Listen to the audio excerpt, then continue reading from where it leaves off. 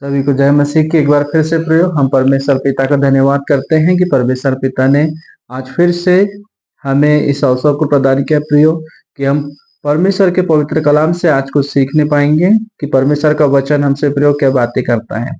आइए हम पवित्र कलाम से सीखेंगे और आज का भाग हमने लिया है रोमियो 8 अध्याय और उसके 9 पद से, है ना। तो हम प्रयोग यहाँ पे देखते हैं।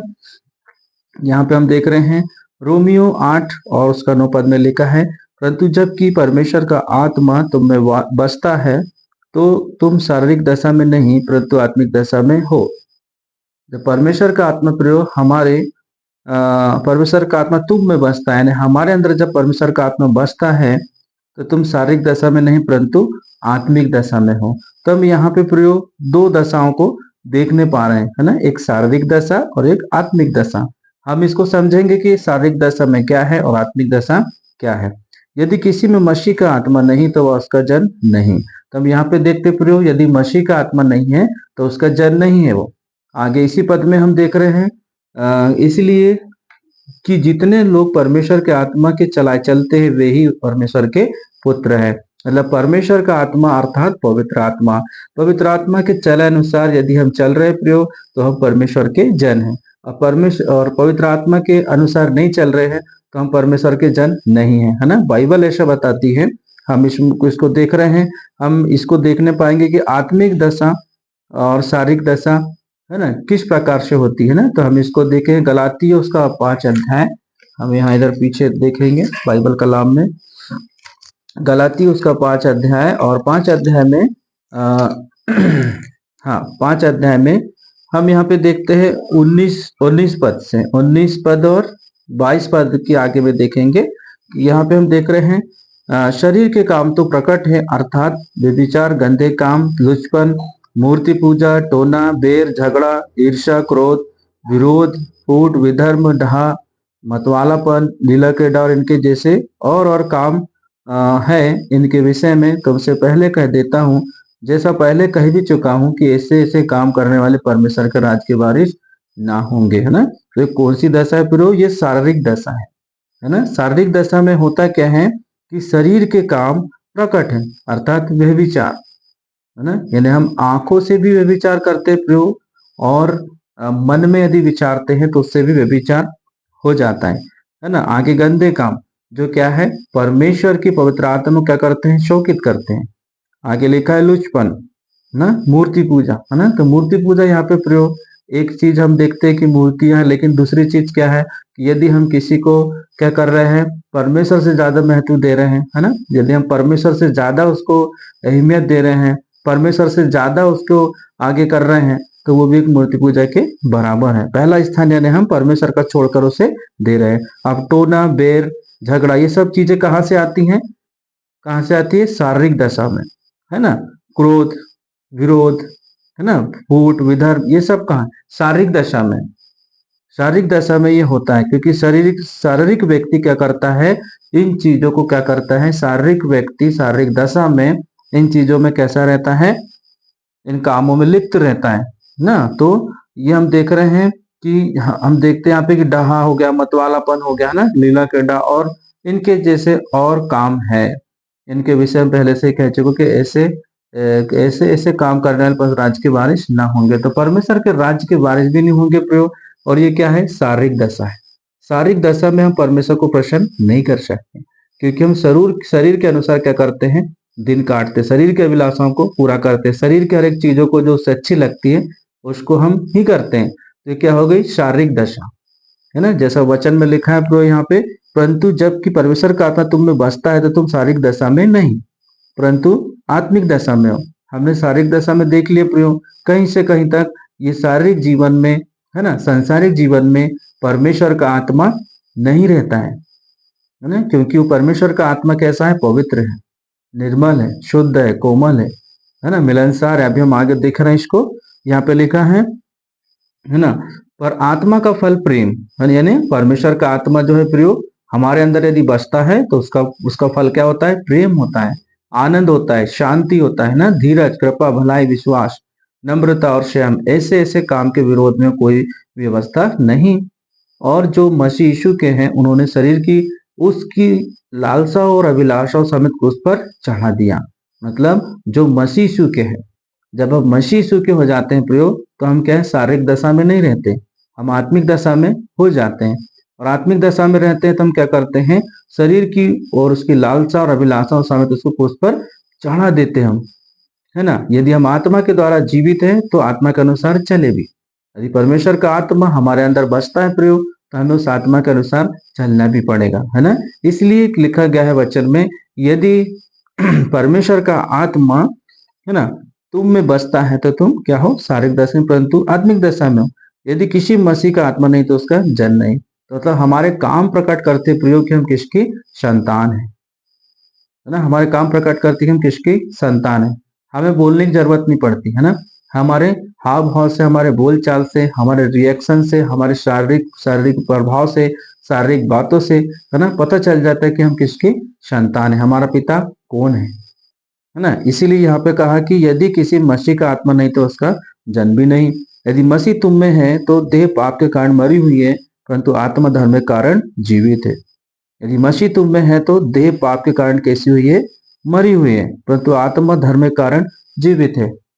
धर्म, है ना। जैसे हम देखते हैं कि यूहन्ना सुसमाचार उसके 3:3 में भी लिखा है, जब तक हम परमेश्वर के राज्य को नहीं देख सकते, जब तक हम नए सिरे से जन्म नहीं लेते, है ना।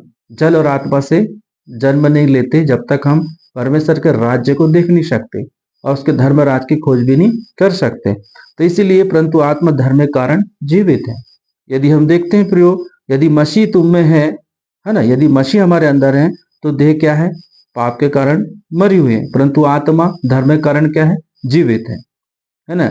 यदि उसी आत्मा जिसने यीशु को मरे हुए में से जिलाया, अर्थात परमेश्वर का आत्मा, है ना, तुम में बसा हुआ है, तो जिसने मसीह को मरे हुए में से जिलाया, वह तुम्हारी नश्वर देह को भी अपने आत्मा के द्वारा जो तुम में बसा हुआ है जिलाएगा। तो हमें क्या करेगा, परमेश्वर का आत्मा जिलाएगा। इसलिए है भाइयों, हम शरीर के कर्जदार नहीं कि शरीर के अनुसार दिन काटे, क्योंकि यदि तुम शरीर के अनुसार दिन काटोगे तो मरोगे, यदि आत्मा से देह की क्रियाओं को मारोगे तो जीवित रहोगे। कहने का मतलब ये है प्रयोग कि हमारे काम प्रकट करेंगे कि हम किसके संतान हैं, है ना। यदि हमारे अंदर परमेश्वर का आत्मा बसता है तो हम क्या करेंगे, उसके कामों को प्रकट करेंगे, परमेश्वर के आत्मा के कामों को। अर्थात जैसे हमने फलों को पढ़ा है ना, हमारे अंदर क्या होगा, प्रेम रहेगा, हमारे अंदर क्या आनंद रहेगा, शांति रहेगी, है ना, धीरज, कृपा, भलाई, विश्वास, नम्रता, है ना, और संयम, है ना। तो ये क्या है, पवित्र आत्मा के 9 फल हैं, जो जब मसीह का आत्मा अंदर रहता है तो क्या करता है, उन गुणों को प्रकट करता है। हम उसी से जान जाते प्रयोग कि हम किसकी संतान है ना। जैसे यहाँ पे भी लिखा है कि, क्या लिखा है कि इसलिए कि जितने लोग परमेश्वर के आत्मा के चले चलते वही परमेश्वर के पुत्र है। तो परमेश्वर की आत्मा के चले अनुसार चलने के लिए हम जब चलेंगे तो हम शारीरिक दशा में नहीं रहेंगे, हम आत्मिक दशा में रहेंगे। यूहन्ना 4:24 में भी लिखा प्रयोग कि परमेश्वर आत्मा और उसकी आराधना करने वाले सचमुच आत्मा सच्चे से आराधना करने पाए। तो जब आत्मा बसता है तो किसकी आराधना करता है, वो पिता की आराधना करता है ना, पिता की महिमा करता है, उसके गुणों को प्रकट करता है।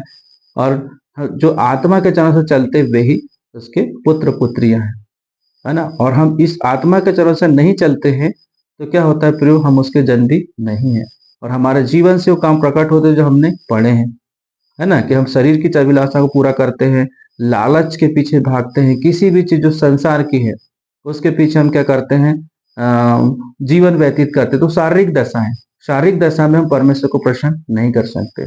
हमें परमेश्वर को प्रसन्न करना है प्रयोग, तो आत्मिक दशा में आने की आवश्यकता है। जब हम आत्मिक दशा में आएंगे तो क्या करेगा, वो आत्मा जो परमेश्वर का आत्मा हमारे अंदर रहेगा, वो क्या करेगा, आत्मा जैसा कहेगा पवित्र आत्मा वैसे वो चलेगा। तो हम आगे देख रहे हैं यहाँ पे, क्योंकि तुमको दासत्व की आत्मा नहीं मिली कि फिर भयभीत हो, परंतु लेपालकपन की आत्मा मिली है, जिससे हम अब्बा या पिता कहकर पुकारते हैं, है ना। तो लेपालकपन होने की क्या मिला है हमको, आत्मा मिली है ना। आत्मा आप ही हमारी आत्मा के साथ गवाही देता है कि हम परमेश्वर की संतान है। मतलब परमेश्वर का आत्मा प्रयोग अलग है और मनुष्य का आत्मा अलग है ना। जब ये मनुष्य का आत्मा के ऊपर यदि कोई शारीरिक दशा, ये दूसरी स्पिरिट है ना, तो पवित्र आत्मा हमारे अंदर काम नहीं कर पाता है ना। उसके लिए पहले हमको कैसा होना पड़ता है, इन सब चीजों से, संसार की शारीरिक अभिलाषों से हमें क्या करना पड़ता है, बाहर निकलना पड़ता है ना, हमको छोड़ना पड़ता है, त्यागना पड़ता है। उसके बाद जब हम खाली हो जाते हैं तो परमेश्वर का आत्मा जब हमारे अंदर आके क्या करता है, परमेश्वर के कामों को प्रकट करता है। अब जैसे आगे लिखा है कि आत्मा आप ही हमारी आत्मा के साथ, मतलब मनुष्य की आत्मा और परमेश्वर की आत्मा एक हो जाती है, तो हमारी क्या करता है, वो आत्मा के साथ गवाही देता है कि हम परमेश्वर की संतान है। आगे लिखा है, और यदि संतान है तो वारिस भी है, परंतु परमेश्वर के वारिस और मसीह के संगी वारिस है, कि जब हम उसके साथ दुख उठाए तो उसके साथ महिमा भी पाए। मतलब जैसा प्रभु यीशु मसीह ने दुख उठाया है ना पवित्र आत्मा के साथ, वैसा परमेश्वर ने हमको भी क्या किया है, गृह पालकपन का आत्मा दिया है, गोद लिया है ना। तो यदि हम संतान है तो वारिस भी, वरन परमेश्वर के वारिस और मसीह के संगी वारिस हैं, कि जब हम उसके साथ दुख उठाए तो साथ महिमा भी पाए। जब हम दुख उठाएंगे प्रियो, है ना, परमेश्वर ने जैसा दुख उठाया, आत्मा का अनुसार चला तो उनका विरोध हुआ, उनको लोगों ने सताया, क्योंकि संसार में प्रभु यीशु मसीह स्वर्ग से उतर कर आए थे और उन स्वर्गों की बातों को प्रकट करते थे, लेकिन वो समझ नहीं पाते थे फिर, है ना, क्योंकि वो क्या थे, शारीरिक दशा में थे। वो शारीरिक दशा में रहते थे तो वो आत्मा की बातों को समझ नहीं पाते थे, इसलिए प्रभु यीशु मसीह उनसे दृष्टांतों में बातें किया करते थे। हालेलुया, है ना। तो हम धन्यवाद देते हैं पिता परमेश्वर का, आज के वचन के पढ़े जाने कहे जाने सुन उनका आशीषमय करे, आमीन। आइए हम प्रयोग छोटी प्रार्थना करेंगे। Thank you. स्वर्गीय पिताजी, हम धन्यवाद देते हैं आज के सुंदर पवित्र कलाम के लिए। खुदावंद, आपने सचमुच हमसे बातें किया कि जब पिता परमेश्वर हम आत्मिक दशा में होते, परमेश्वर का आत्मा हमारे अंदर बसता है, तो प्रभु जी हम शारीरिक दशा में नहीं, आत्मिक दशा में होते हैं। यदि किसी के अंदर परमेश्वर का आत्मा नहीं तो उसको जन्म भी नहीं। हाँ खुदावंद, आपने गलातियों 5:19 से लेके 22, 23, 24 पद तक के प्रभु आपने हमें सिखाया किस प्रकार से हम शारीरिक दशा में रहते, किस प्रकार से आत्मिक दशा में रहते हैं। हाँ खुदावन, जितनों ने सुना पिता परमेश्वर, सबके जीवन में खुदावन वो आत्मा बसने पाए पिता परमेश्वर। यदि पिता परमेश्वर वो आत्मा नहीं तो हम उसके जन भी नहीं। प्रभु हम आपके जन बनना चाहते पिता परमेश्वर। यदि हमारे अंदर संसार की सारी अभिलाषा है, वो सब बंधन टूटे यीशु मसीह के नाम में खुदावन।